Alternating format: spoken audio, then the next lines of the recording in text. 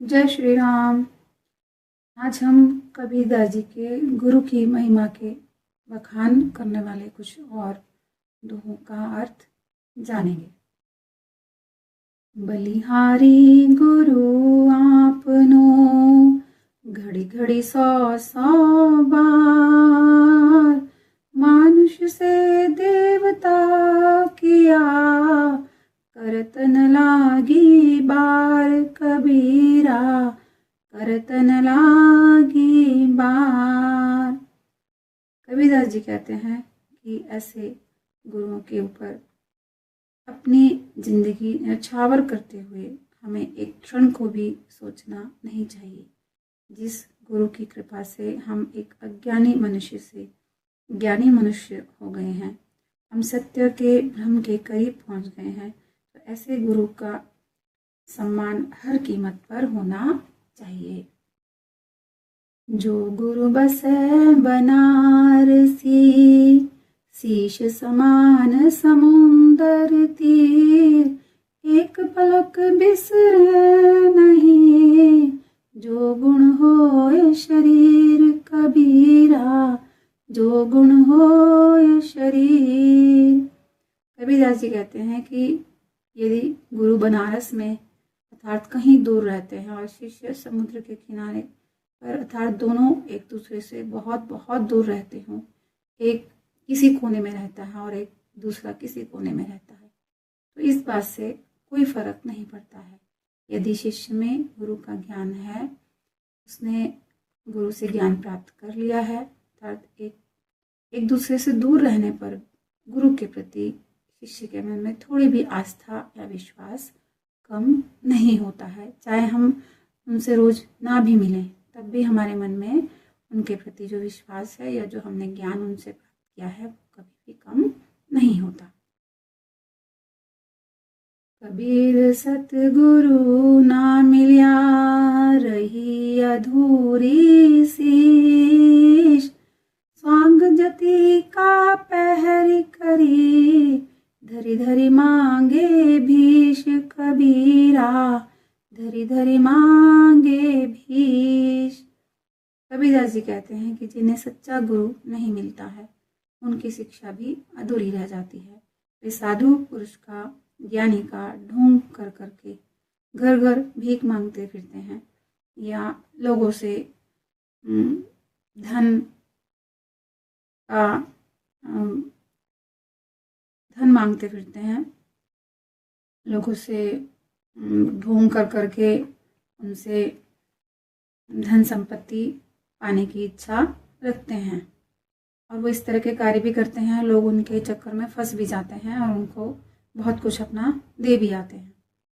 तो जो ऐसे करते हैं, उनका पूरा जीवन व्यर्थ और असफल ही गुजर जाता है, उन्हें कुछ भी सही अर्थों में प्राप्त नहीं होता है। सतगुरु को माने नहीं, अपनी कहे बनाए, कह कबीर क्या कीजिए, और मता मन माए कबीरा, और मता मन माए।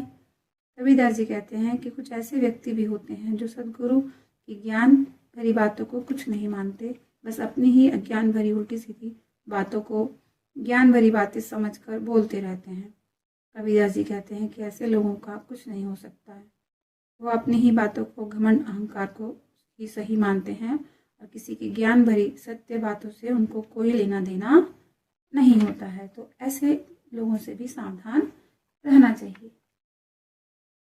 बिना सतगुरु उपदेश, सुर नर मुनि नहीं निस्तरे, ब्रह्मा विष्णु महेश, और सकल जीव को गिने, और सकल जीव को गिने।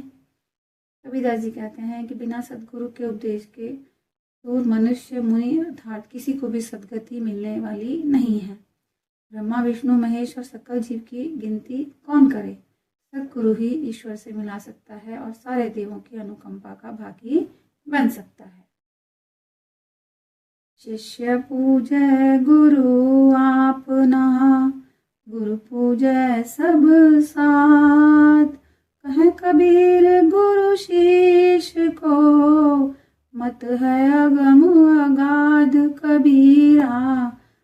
है अगम अगाध। कबीरदास जी कहते हैं कि शिष्य गुरु को पूजता है और गुरु सब श्रेष्ठ साधुओं, आध्यात्मिक मुनियों, साधु संन्यासियों को पूजते हैं, तो गुरु शिष्य का मन अगम अपार होता है। शीश कृपिन गुरु स्वार्थी, किले योग यह आय। कीच कीच के दाग को कैसे सके छुड़ाए कबीरा, कैसे सके छुड़ाए। कबीरदास जी कहते हैं कि शिष्य कंजूस है और गुरु स्वार्थी है, तो ये तो इस तरह का योग हो गया जैसे कि दोनों ही कीचड़। तो फिर जब गुरु और शिष्य दोनों ही कीचड़ हैं तो कीचड़ कीचड़ के दाग को कैसे धोएगा। यानी जब गुरु को ही ज्ञान प्राप्त नहीं है तो वो शिष्य को ज्ञान कैसे देगा। दोनों एक जैसे हैं। गुरु के सन्मुख जो रहें, सह कसौटी दुख। कह कबीरता दुख पर, वारों कोटिक सुख कबीरा, वारों कोटिक सुख। कबीरदास जी कहते हैं कि जो शिष्य गुरु के सामने सानिध्य में रहता है और उसकी कसौटी पर खरा उतरता है तो लाख दुख अर्थात बहुत अधिक दुख सहने के बाद भी ऐसे दुख पर करोड़ों सुख न्यौछावर कर देता है। गुरु की अनुकंपा उस पर इतनी बरसती है कि अंत में वह धन्य हो जाता है और परम सुख को प्राप्त करता है।